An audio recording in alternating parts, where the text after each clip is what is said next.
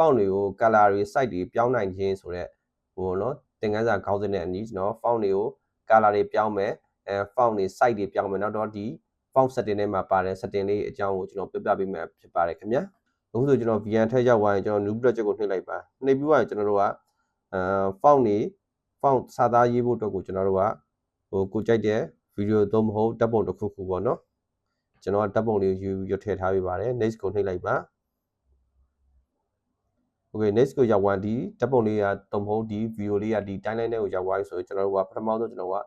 ဟိုစာသားထိုးဖို့ပေါ့တော့နော်စာသားဒီမှာ font တွေကိုကျွန်တော်ဘယ်လိုထိုးရမလဲဆိုတော့ပြောပြပေးပါမယ် font တွေ setting အကြောင်းကိုပြောပြပေးပါမယ်နော်ပထမဆုံးဒီမှာတီနေရာလေးရှိပါတယ်တီနေရာလေးကိုကျွန်တော်တို့အပေါင်းလက္ခဏာနှိပ်ပါနှိပ်ပြီးမှဒီမှာကျွန်တော်တို့ text ကိုတစ်ချက်နှိပ်ပါနှိပ်ပြီးမှကျွန်တော်တို့ကဒီမှာ font စာသားရဲ့ setting တွေပေါ့နော်ထိုးမျိုးကျွန်တော်ပထမဆုံးဒီနေရာလေးကို edit heading ဆိုတဲ့နေရာလေးတစ်ချက်နှိပ်ပါနှိပ်ပြီးမှကိုကဘာထိုးချင်တာလဲထားပါတော့ကျွန်တော်တို့ဒီမှာ webcam ထိုးပြီးသွားရင်ကိုကြိုက်ချင်တဲ့စာသားကိုဒီမှာရိုက်ပေါ့နော်ဒီမှာရိုက်ပြီးသွားရင်ကျွန်တော်ဒီမှာအမှန်ကြီးလေးနှိပ်ပါဒါမှမဟုတ်ကျွန်တော်ဒီကိုစိုက်ချင်တဲ့စာသားကိုရိုက်ပြီးသွားရင်ကျွန်တော်တို့ကဒီမှာ FF ဆိုတာလေးရှိပါတယ် FF ဆိုတာ font တွေကိုဟို design ပေါ့နော် font size တွေကို font design တွေကိုချိန်တဲ့နေရာလေးပေါ့နော်အဲ့တော့ဒီနေရာလေးကကြတော့ AA ဆိုတဲ့နေရာလေးကကြတော့ကျွန်တော်တို့ font တွေကိုကျွန်တော်ကအသေးအကြီးစကေးအသေးမဲ့စကေးကြီးမဲ့ဒီဘက်ကိုဆွဲလိုက်ရင်တေးသေးလေးဖြစ်သွားမယ်ဒီဘက်ကိုဆွဲလိုက်ရင်စကေးကြီးမှာပေါ့နော် size ကြီးမှာပေါ့နော်ပြီးတော့ကျွန်တော်ဒီ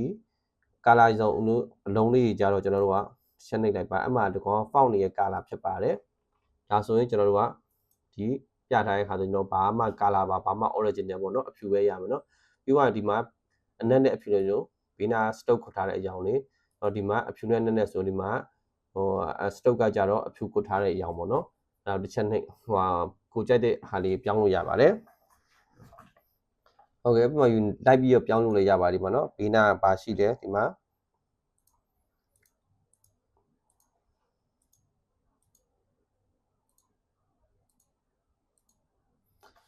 အခုဆိုကိုထားခြင်းတဲ့ပုံစံလေးတွေထားပြီးတော့ပြောင်းလို့ရပါတယ်เนาะကျွန်တော်ဒါလေးပဲထားလိုက်ပါမယ်ဖြူနဲ့နဲ့လေးပဲโอเคထားပြီးသွားလို့ရှိရင်ကျွန်တော်ဒီမှာ oversee ဆိုတာရှိပါတယ်ဒီ oversee ဆိုတာဒီ font ကိုကျွန်တော်က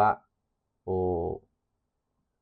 oversee short ကျင်လားဒီမှာ oversee short မှာဆိုရင် font style ဒီလိုဖြစ်သွားပါပြီတင်မယ်ဆိုရင်ဒီမှာ oversee ဒီလိုပါဒီချိန်မှာဘာတိတာလဲဆိုတော့ဒီနန်းနေရာလေးကိုတစ်ချက်နှိပ်လိုက်ပါဒီလိုမြင်းဆောင်လေးပြထားနေရပါတော့အဲ့တော့တစ်ချက်နှိပ်ပြီးတော့ကျွန်တော်က font oversee short ကြည့်လိုက်ပါဒါဆိုရင်စာသားပြောက်သွားပါပြီပေါ့နော်โอเคဒီမှာ oversee တင်လို့လည်းရပါတယ်ဒီမှာ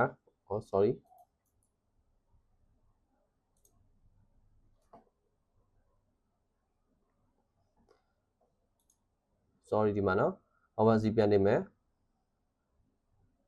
โอเคတရားလေးတင်ပါနော်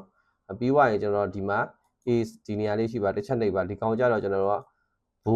ဘိုးတင်တာပေါ့နော်ဘိုးတင်တာဒီမှာကြတော့ဒီချာကြတော့ font တွေကိုပြောင်းတာပေါ့နော်ပြောင်းတဲ့နေရာလေးပါဒီမှာကြတော့ပြောင်းတဲ့နေရာလေးပါရှိပါတယ်အဲ့တော့ဒီမှာ alignment ဆိုတာကြတော့ကျွန်တော်ဘာကိုပြောရလဲဆိုတော့ alignment ဆိုတာကျွန်တော်တို့စာသားကျွန်တော်အရှိရေးပြပါမယ်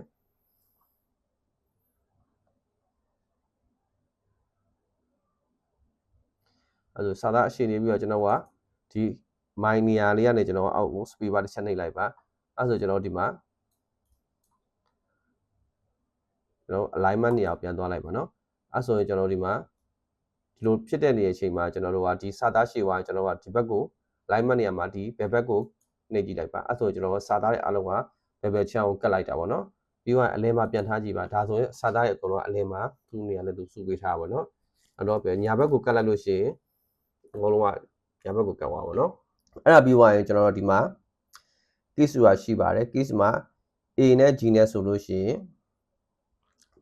စာသားအကုန်လုံးကအကြီးတွေယူအဲ့ချိန်မှာဘယ်မှာသိတာလဲဆိုတော့ကျွန်တော် font ကိုပြန်ပြီးတော့ change ကြည့်ပါနော်ဟို font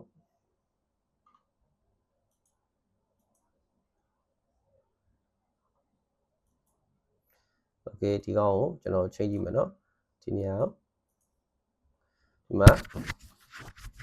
A ဆိုဒီမှာဆိုရင်ကျွန်တော် A နဲ့ G နဲ့အကြီးထားတဲ့အတွက်ကျွန်တော်တို့ကစာသားအကုန်လုံးကအကြီးတွေယူဖြစ်ပါမယ် A G အသေးဆိုရင်ဒီမှာကျွန်တော်အရှိစာသားတွေကပဲအကြီးဖြစ်မယ်နောက်စာသားတွေကအသေးဖြစ်မှာပေါ့နော်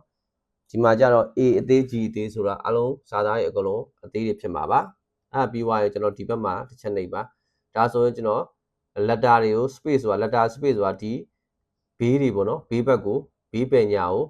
ချဲ့တာလားကျုံတဲ့နေရာလေးပေါ့နော်ချဲ့မယ်ကျုံမယ်နေရာလေးပါနော်โอเคဒီမှာ line height ဆိုတာကျတော့အပေါ်နဲ့အောက်ပေါ့နော်အပေါ်ကိုချဲမလား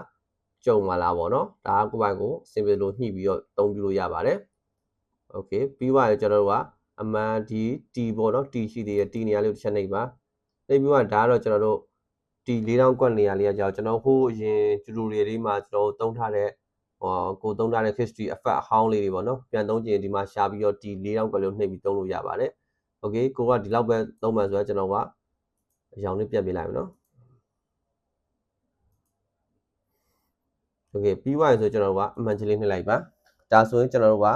font တစ်ခုမှရှိတဲ့ setting တွေအကြောင်းကိုကျွန်တော်တို့အသုံးပြုခြင်းဖြစ်ပါတယ်နောက်တော့ဒီမှာကျွန်တော်တို့က size ဆိုလာဒီမှာ size ဆိုတာလည်းဒီမှာအလွယ်တကူနှိပ်လို့ရတယ်ဒီမှာ